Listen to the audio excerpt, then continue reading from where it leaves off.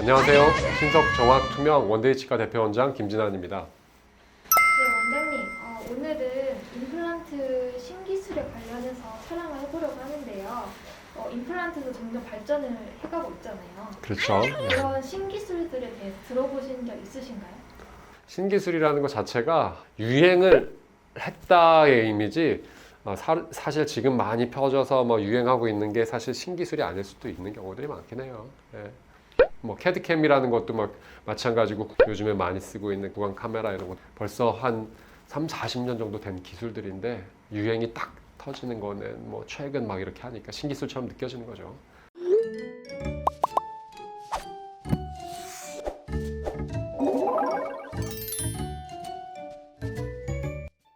그럼 유행으로 하나인 여러 개가 있다고 들었는데 내비게이션 임플란트나 아니면 풀아치를 제가 서치를 해서 왔거든요. 이거에 관해서 좀 간단하게 설명해 주실 수 있나요?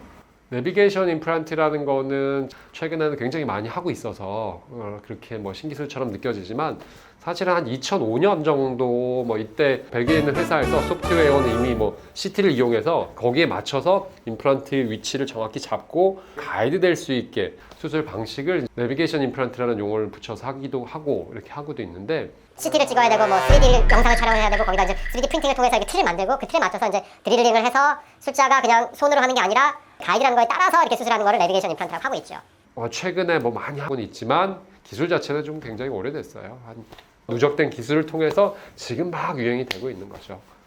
풀아치는 전체 치아를 하는 걸 풀아치라고 하죠. 이제 풀아치라고 하는데 이제 all-on 4라든지 all-on 5 이런 것들을 얘기하는 것 같은데 임플란트를 적게 심어가지고 전체를 한 덩어리로 틀리 쓰셔야 되는 분들이 전체 보철을 하는 경우를 이제 풀아치 임플란트라고 하는 거고 서양이나 이런 데서는 임플란트 가격이 워낙 비싸니까 임플란트 개수를 조금 적게 심고 우리나라에서는 그렇게 많이 유행하고 있지는 않은 치료법이긴 해요. 그 방식 중에서 all-on 4라는 거는 전체 아치를 하는데 임플란트를 4개라든지 5개, 6개 정도밖에 안 심는다는 얘기예요. 그 위에 전체를 한 덩어리를 묶는다는 얘기거죠. 임플란트 개수를 좀 줄여보고자 하는 방법이긴 한데 전체를 다 묶어놓은 게 꼭 좋은 방법만은 아니에요. 그래서 개수를 조금 더 심더라도 나눠서 할 수 있으면 그게 좋은 방법이긴 하죠. 그래서 장단점이 있어서 그게 신기술은 아니고 환자분의 상황에 맞춰서 그 방법을 선택할 수도 있고 아닐 수도 있죠. 큰 케이스의 경우에 있어서 풀아치처럼 최소 개수를 심는 것보다는 여러 개를 심는 게 조금 더 안정성으로 했을 때 조금 좋은 건가요? 말씀드린 것처럼 장단점이 있는 거예요. 꼭 그렇지 않은 게 무조건 많이 심다고 되는 건 아니죠. 그래도 이제 임플란트 비용이 좀 저렴한 경우들은 4개 정도 심어서 이렇게 하는 경우보다는 2개를 더 심어서 좀 나눠서 할 수 있으면 그게 더 유리하긴 하거든요.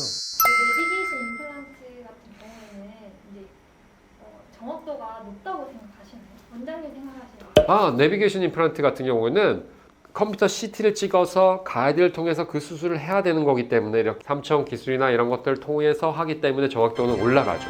자동차를 예를 들어볼게요. 자동차도 보통 일반 양산차들 이런 것들은 어느 정도 이상의 퀄리티는 되긴 하지만 굉장히 하이 퀄리티의 수제 자동차들은 손으로 다 만들거든요. 사람 손이 훨씬 더 정확하거든요. 그래서 수술을 굉장히 많이 해서 테크닉이 굉장히 좋으신 선생님들은 이제 내비게이션 임플란트를 안 써도 훨씬 더 정밀하게 수술을 잘 하실 수도 있지만 일반적으로 대부분의 많은 치과 선생님이나 숙련이 안 된 선생님들은 가이드보다는 수술을 잘 못할 수도 있죠. 그러니까 수술자의 숙련도에 달린 거죠.